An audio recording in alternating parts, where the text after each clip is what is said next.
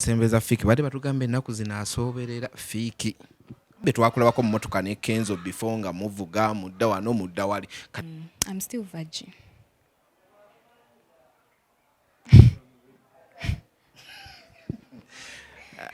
Remix I'm still virgin. at 19. Yeah. Mundongo mazemu banga ki? 2 years. Bastars bameka be waka meeting. Banji.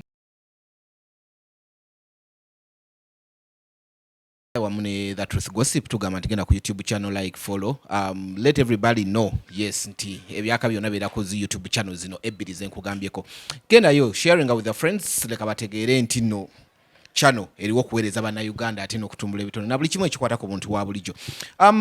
Ndine artist buli omu these days mumulaba Kenzo amupostinga te buli walaga Kenzo amubeera ku lusegere amupostinga amuze nagera kuba tubulyamu life ye ejjane ye eya music.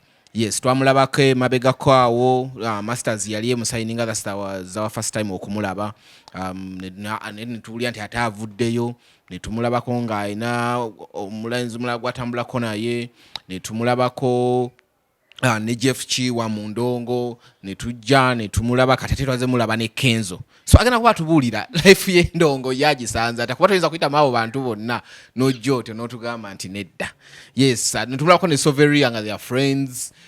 Ne wabeerawo Sagawe yajja ey'emmotoka ne bayomberako mu mmotoka omuwala yababbako ssente ne bigenda ku TikTok ne bireekaana nnyo ne tugamba bannange omuyimbi omuto abadde ki?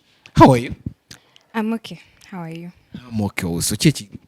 Tewali naye ng'oyogedde bingi. Kale ffe tujja tugoberera stories zammwe ezimu ne tulinda mu clarifying. Sooka obubulire abantu abakulaba amannya go amatuufu aga stage ovaawa obeerawa oddawa. Abantu abandaba bampita Bella. Amanya gange amatuufu bampita Niwabo Belinda. Mbeera mu Kampala ndi muyimbi. Ate ndi student. Kyali mu primary secondary oba oli ku campus? Campus. Okola gundi ki? But nali nkola tourism naye ne mbistopingamu so ngenda resuminga after. Ebya tourism n'Endongo bikwataganirawo? Just nali mbikola funa bipapula naye kati wenzirayo I'm going to change my course nkole music. Music. Yes, oyina emyaka emeka? I'm 19. What? Oli ki? 19. Olugendo lwotambudde ku 19 otambudde lwa 30. Bibaawo naye byonna byatandika nga nfiiriddwa taata wange. I lost my dad at 16 years so I had to start my life kubanga gwe nali nakula naye ne jjajja wange ate jjajja wange waliwo ebyabaawo family issues and I had to live on my own. Living on your own. Where's your mom? My mom is not in Uganda. Yeah. So tell us, jane ya music ogitandika otya kuba kati faawe tutegeera Endongo ogijjamu otya ofuna otya amagezi nti kati kansindogomye Endongo? Kale nali njagala okuyimba kuva butongera nze kasitonyiza nga mbeera nnyimba. Every time I feel like I'm stressed about something nga kyekimpa relief oba ewaka bakunyiziza nga just ntekamu earphones ne mpulira music. So kati when I lost my dad I was just lost. Okitegeera omuntu gwe wakula naye he's the only person I ever bonded with. Kati when namuluzinga ne ngamba nali awo just omanyi omuntu ali awo wondering. So I was staying at my friend's place ne family ye. Mukwano gwange bayi bamuyita Tuke. Nga mulenzi? Muwala bamuyita Atuke. Atuke. Yeah. Okay. Naye nga ffe tumuyita Tuke nga mukwano gwange naye nga babeera mu barracks. So kati nga amakindi yamuye. Barracks eri eyo Wandegea. Awo ku bitaala so we nali mbeera naye nga ndaba nange nina okweyiya kubanga embeera barracks nga sigisobola bulungi. Okubuuza life mu barracks biki bali baddugavu nnyo olimu eri. Anti olaba kati nze ekyanyamba nti nalabako embeera ennungi n'embi okitegeera kati nenjiga I can survive in a good life, I can survive in a bad life. So hustling ate nsobola obeerawo nga ndi lazy okitegeera ya kati era ne barracks nabeerangayo naye nga bizibuzibu okitegeera kuba oli mu family ate muli mu baganda booli oluusi bakunyigidde oluusi baali balina muganda waabwe omulenzi omu ate yasembayo abalala bawala yakusinga emyaka aya baby si baby naye to me aba baby kuba yali mu primary wawonera nedda ebyo tebiriimu just mu barracks mwe muli era mwalimu agasajja barracks ebeeranga it's like a village okitegeera mubeeramu families bonna babeera ku family zaabwe okitegeera ate muba mweriranye there is nothing like that it's so happening. Tulyanyo stories zo Mbalax nga oli akubye munna amasasi akutta omwana we. Oli agize biki n'ogamba bannange. Kati gwe walimu omweru. Mulimu abeeru by the way. Barracks yawandege erimu everyone. Oshitegeera. Sigamba it's like a nice okay like sijagamba mbu chifo chibi. It's like a home. Kuba abana abakuliddewo kuba no tukenasoma naye. That's how we connected. Nembeera naye naye akuza avuddemu omuntu ategeera so sijagamba mbu wantu wabi yeah kati we nabeerangeeyo sometimes like wembeera stressed nga ngamba kantambule meetingeko ku bantu kitegeera maybe there nja funa oba emirimu kuba nali nkola nga nkola awo KFC so kati kyagobyayo ng'enkoko tebangoba just owunyirizibwa enkoko just obeerawo n'oyiye ekiralo kitegeera kati we nali mbeeraawo waliwo awo anti wange naye ne mukolerako awo kati we navaawo naye ng'ekiro we mmala okukola ngamba kangende ntambule meetingeko ku bantu ate jjukira nali ntandise obeera free nga babadde banfuga ate kati nze neetegeerera okitegeera awo obeera n'eddalu lingi ne ngamba kangende ntambule mu ndongo naye nga ndi mwana muto ekiro bukunyumira nnyo seekyo just omanyi olina okwebeezaawo like olina omanya what's next okitegeera okutambula mu ndongo waliwo kinengeri gye kikuyambamu okwebeezaawo no omaze okukola nkugambye nti nkola olweggulira babeera abantu bagamba tugendeko out ate okitegeera gwe tobiwulira tobimanyi tobikolangako nogamba kangende ate nze kuva dda njala nnyo to meet people that connect me okitegeera because I have so many I have few people in my life that can help me nga nkugambye nti daddu wange yafa kati ng'ate njala nnyo okubeera like nga nkola saagala kwegayirira nnyo kati kiba beta nengena ne meeting omuntu nemmanya kati ono ba producer ono DJ namabwala mwatamu okubeegayiriza nze nganze kale sikyagala kuba nga mwegayiriza nze nganze I may say I'm proud si kungulu naye munda saagala nnyo mbwate negayirire nnyo ng'ate nso ndaba nsobola okyekolera wali mbwo nteekerewo condition okitegeera that thing kyobula ngamba at least kambeere mu barracks. You said you're 19? Yeah. When did you lose your virginity? I'm still virgin.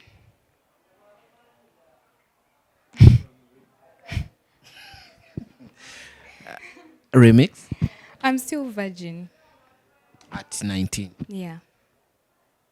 Mundongo mazemu banga ki? 2 years. Bastars bameka bewaka meetinga? Banji. Kati nga wenkugambye nze nakula ne taata wange. Omukozi waffe yali mulenzi. So, nze nganze connectinga nnyo n'abalenzi. Era ne wobola mbu video shoot yange wabera abalenzi. Ne wobola mbu birthday abalenzi be basingawo. Kubanga lwaki ekisooka ntunda kikumba engoye. Okitegeereza ekikumba kati engoye n'abalenzi biconnectinga nnyo. Yeah. Ate nange nganze nakulya around basajja. Like I find like every time a girl wobeera mukwano gw'omuwala mufuna nnyo issues nyingi okusinga kuba wala to connecting nnyo n'abala reason.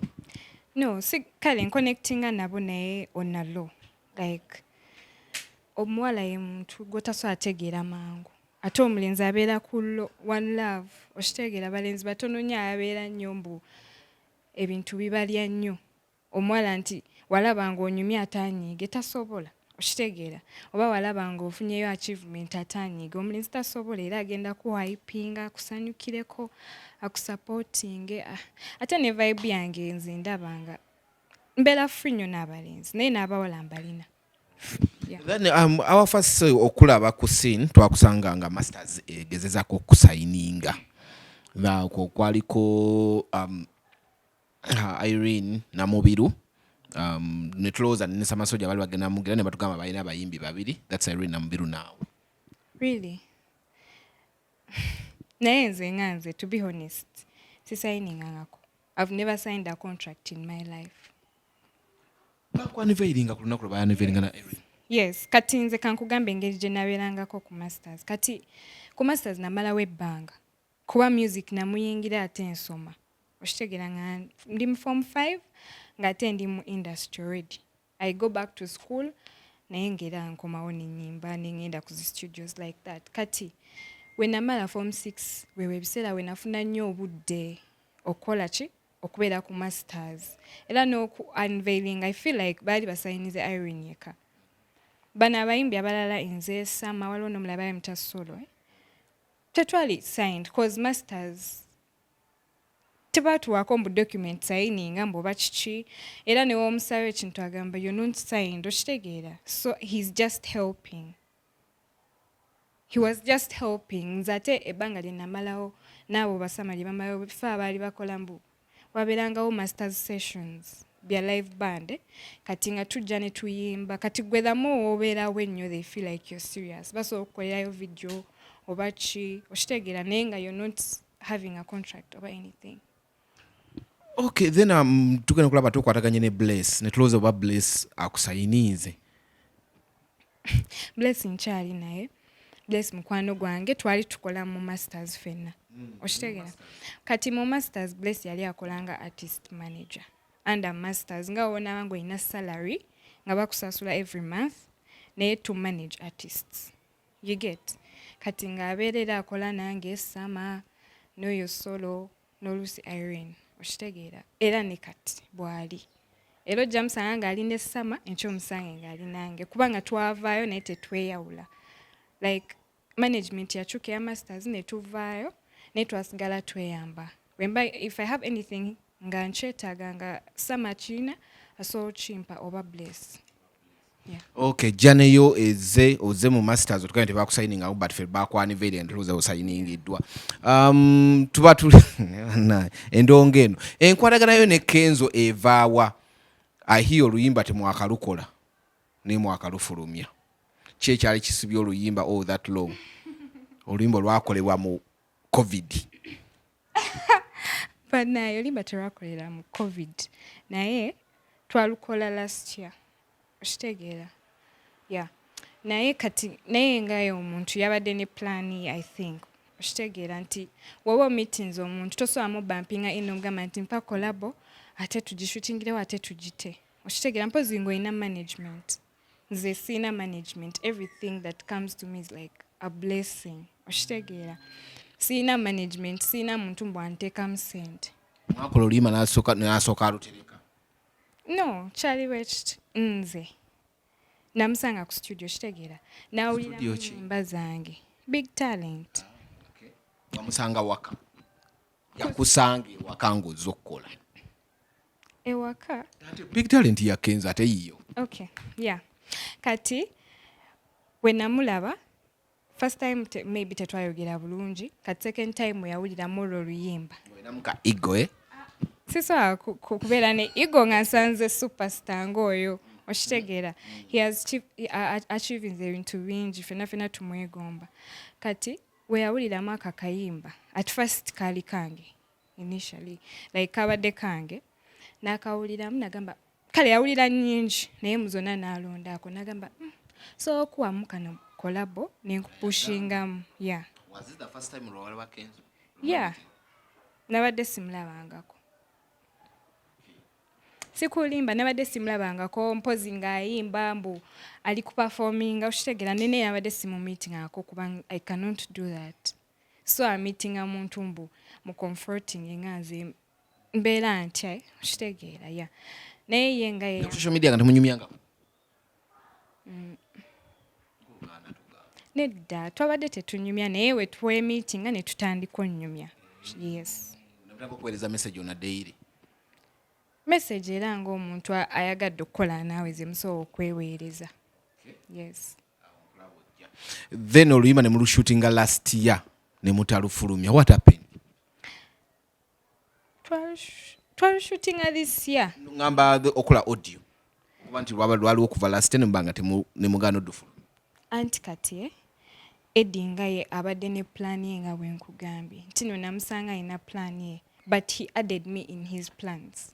Okitegeera n'ateekawo mbu oba kino kyekisooka ne kino then oddeko. Kubanga yabadde ne festival.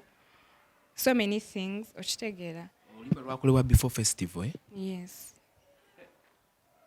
Oba lwali tosasudde. Manya abayimbi abo basasuza collabos. Nedda nkugambye nti no ye asalawo nagamba kankuwe mu luno oluyimba collabo nkuteekeyo. Okitegeera nkuwe blessing. He decided to bless me. It's not that I paid over anything. Yes. Toyina sasula yonna eyali eremeseza luyimba olwo kufuluma. Nedda. Video yo mwagimaze? Yes, video eri out ku YouTube ye. Abantu nsaba baginoonyeeko. Speed nga nnene nnyo okusinziira ku luli we mwamitinga oluyimba ne lugano fuluma. Kati sawa ng'ebintu bidduka speed kiki? Ekyo sikitegedde. Like luli ku ebintu nga bidduka speed. Luli oluyimba lwali luganye kati sawa zino buli kimu mukijjeyo video mugishootinze akutimba buli saawa nga speed nnene.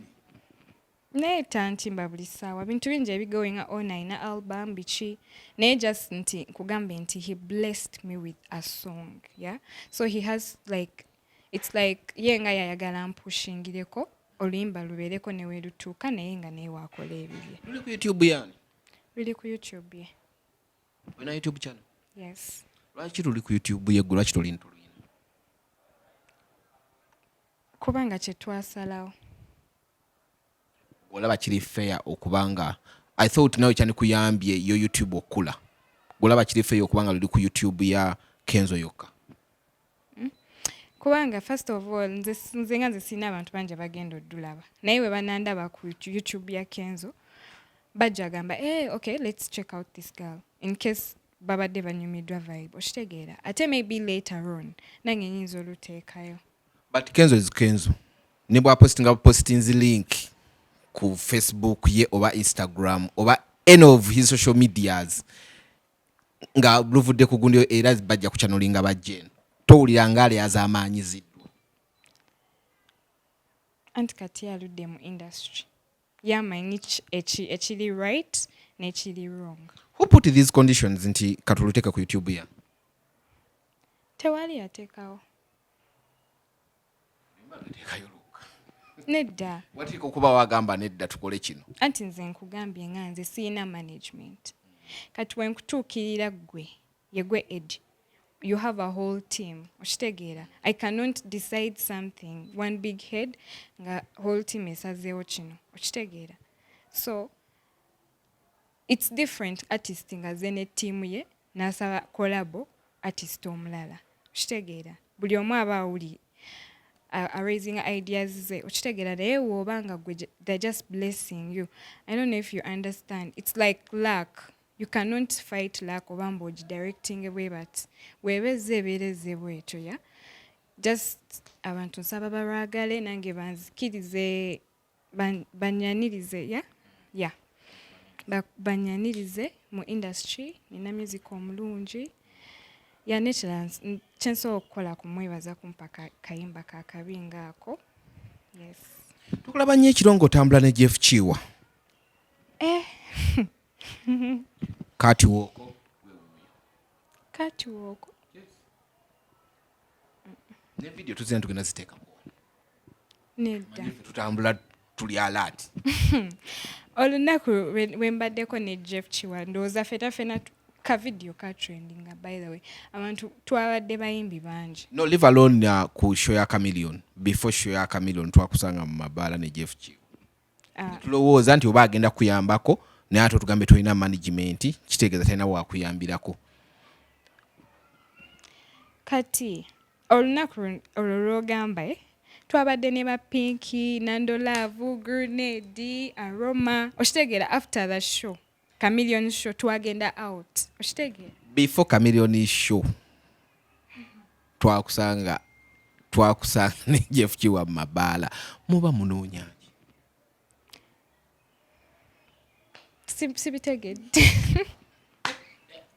sibitegedde naye ekiriwo nze ne Grenade tubadde ne project gye twakola okitegeera. Kati mweyo process gye gambye mbu gye wandaba bonna babeerawo just oyagadde kikootinga mbu tubadde babiri ffeka naye bonna babeerawo yakati ate na Jeff abadde amanaginga Grenade ate nga tulina oluyimba lwe twakola ayawukanye nedda like abadde oluganda lwange lubi ate nga twabiwuliddeko kituufu bayawukanye kati bwogamba nti abadde ate ng'oli mukwano nnyo gwa Jeff mutambula mwenna osobola ogatuweera ddala.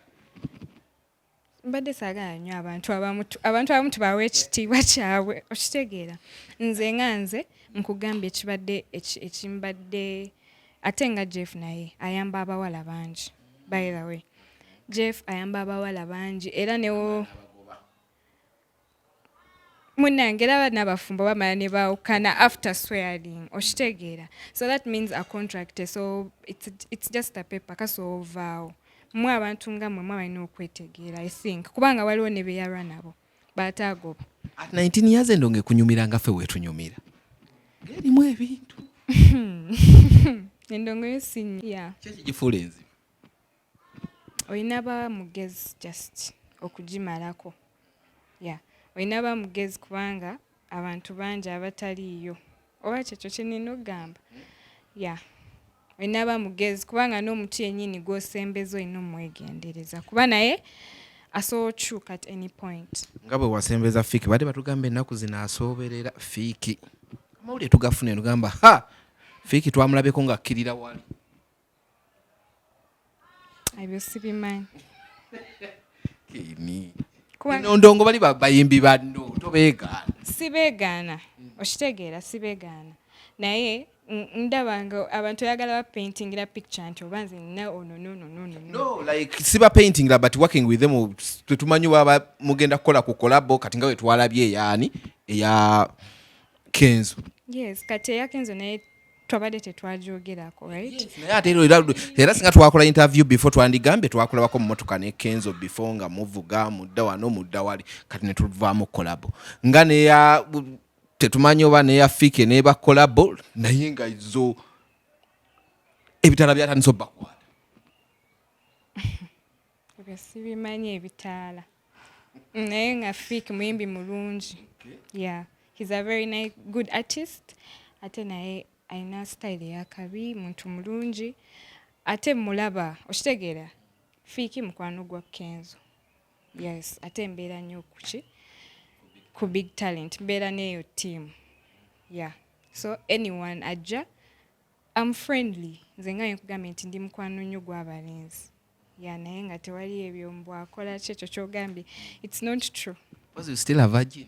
Yes, nagambye I'm still a virgin. Abo bonna boogamba they're just my friends and they support me. Nga nkugambye nti nze ebintu ebimu bijanga blessing. Do they know that you're a virgin?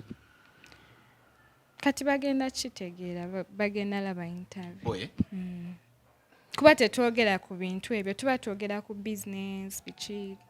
Yes.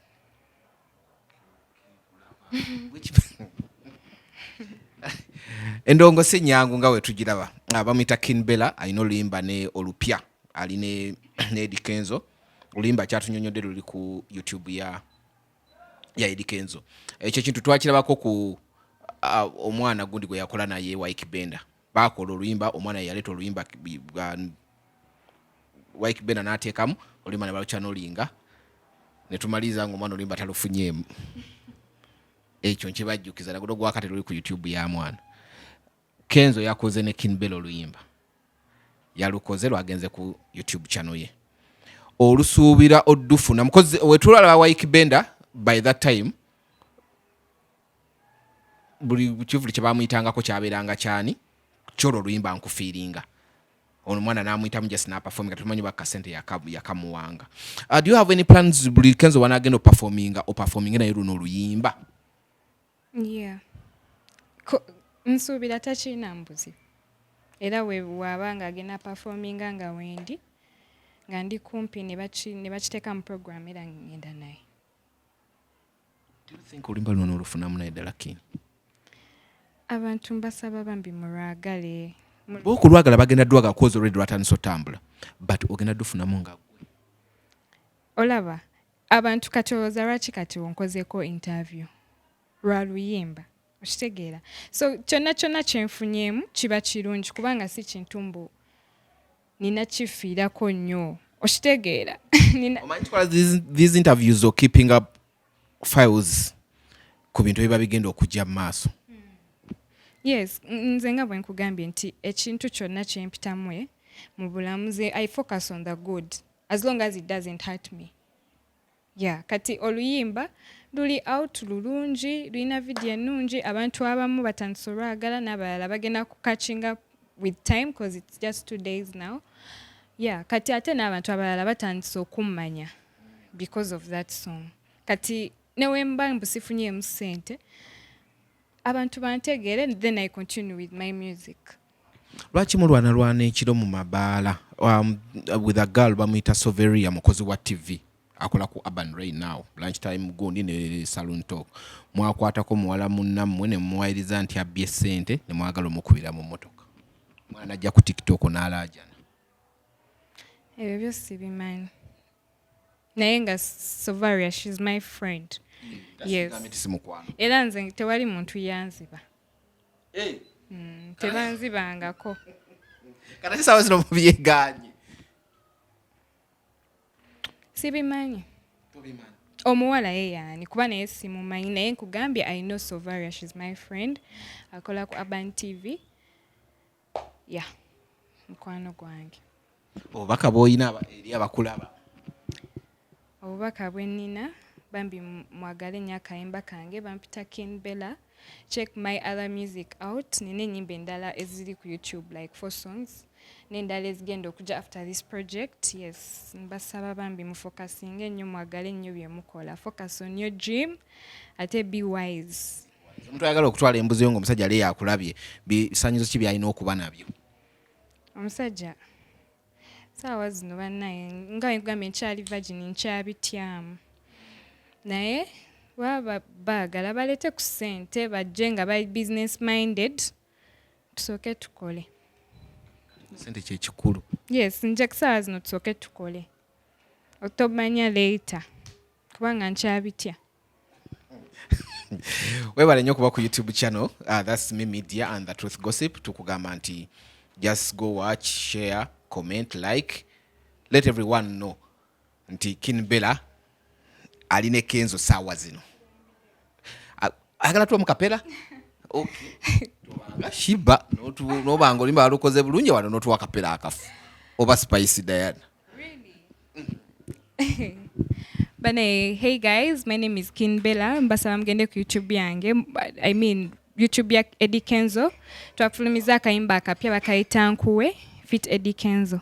Baby oya nkuwe kyonna kyoyagala gwe oya nkuwe calling nzije ronna royagala even if today baby oya nkuwe kuwe kuwe yeah lyrics nziweza abantu abali mukwano don't relate it to anything yeah z'abantu kubira n'ogenderawo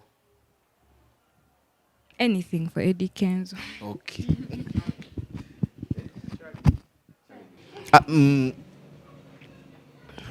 Oh fuck. Okay. Yes, Ndi Mberera. Omuntu ajaga tewali mulimu kutalimu challenges. Tewali muntu achieving nga talina byayiseemu bimusumbuwa. Challenges zo sinzo okufuna mu ndongo. Challenges nyingi. Just never strong. I think I nkugambye never mugezi. Yes. Don't put everyone close. Oshitegera like limit ate n'ekirala oyina obeera nga mwana teweesiga nnyo kubanga ne gwe weesize gw'otadde ku lusegera so okyuka enkya okitegeera kubanga I feel like it's in every business. Kuba ne boss we nchaso kukera n'akugoba. Oba nga yawulidde ebigambo, oba just nga waliwo ebiganye between you two. So yeah. Mwe ng'abawala challenges ezisinga zetutera nnyo okulya ziba z'aba producers mu studios, aba promoters bagamba mpankuwe. Have you ever faced such challenges n'ogenda ewa producer n'agamba nti olwaleero kama mbaya ni mbaya tetukola kintu kyonna nga face tetunudde ku siri? Anti kati nze ngendayo redde nga nina ssente ez'okumuwa. Yes. Nga tuyimba buyimbi nenkusasula ne ŋŋenda. Anti kati nze mba ndese ky'oyagala nange mpa kyenjagala tugende. Like that's the business, that's the deal we have, yeah? Ndeete ssente nkusasule tukole business ogende. With the prettiness gy'olina yonna, no one has ever asked you for some. Anti nga nkugambye nze ndi muyaaye. Ndi muyaayemu ate ndi mugezi. Okitegeera nabagambye abawala bonna abaliyo. You have to be wise and know what you want. Okitegeera don't even be there n'ogamba mbu ate they are going to say this, they are going to say this. Nedda. N'omuntu ali mu nnyumba eyebase bamwogerako. Okitegeera. Gwe just know yourself. Gobeera nga weemanyi munda obeere proud of your body and your everything. Know yourself and know your worth, know what you want. Gwebera mugezi beera wise, always be ahead of them. Yeah. Obuyaye bwo butuuka wa?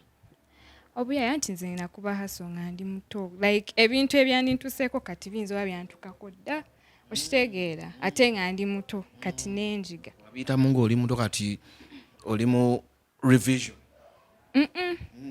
Tewali kintu kyonna kisobola kubeerawo mbu. Like challenges nyingi. Olaba n'abayimbi abanene balina challenges muziraba ku media. Tezenkana zaffe kubanga nti nze nsobola ofunayo omuntu omu nannyamba. Okitegeera. Nembeera ku oyo. I respect him or her. Nembeera royo ne tukola ekyo project gye mbaddewo nebeerako wenteeka nange ne neepushinga. That's what I'm telling you. You just have to be wise and focused. Okitegeera tobeeraawo mbu ate onaaganye genda ewoono no. Beeraawo sigale ng'otryinga. Onoonya management kati oba tonoonya kuba tugombe tulina management? Sina management. Era omuntu yenna ali awo ali serious. Kuba my dream is so big. Yeah. Omuntu nga you're ready to talk to me and hear me out and hear my ideas. Ng'oli serious about music, nze wendi. Bayimbi ki abakazi beogamba mbuno bano singa nalina management bye bayimba wallahi singa nali we bali nga nze nina management ze balina singa tebalina we bangobera. Olaba byonna byondabye nabyo mbikoze ku lwange. Yeah, with no hand. Okitegeera ate nga obadde tokimanyi simanyi story behind abayimbi abakazi abalala. Omulaba management nolaba nti no ono management nekimukolera ono obuli mu ndongo obiwulira muyimbi kigwo owulira nogaa nti singa gwe obadde awo singa okola okumusinga. Nze naye ama feminist, I support women. Siso agamba mbu ono nsobola omusinga kuba bonna benkuze nga ndabirako. Satya. Just nkugambye abayimbi bonna abasinga nkuze mbalabirako. Shiba akuyimbira bulungi. Yeah. Spice Dana akuyimbira. Yeah, bonna bayimba bulungi. Buli omu alina style really different. They all have different styles and different tastes in music. Ate bonna bakimakinze buli omu alina abafan. Katoso agamba mbu ayimba bubi nga ate alina abalina ringtone nga za Shiba, abalina ringtone nga za Spice, gye bali bangi. Gamba omu bafan yagula bagule naddala ba online. Bale simanyi tusobola okugula bafan. Abagoberezi mbu yagula bagule. Nze muna sibimanyi nze ebintu ebimu sibimanyi munnaye. I'm just green. Nakabitegeera I've just started like being seen out here. Okitegeera kati ebintu ebimu mba sibimanyi sibinaako idea. Mina.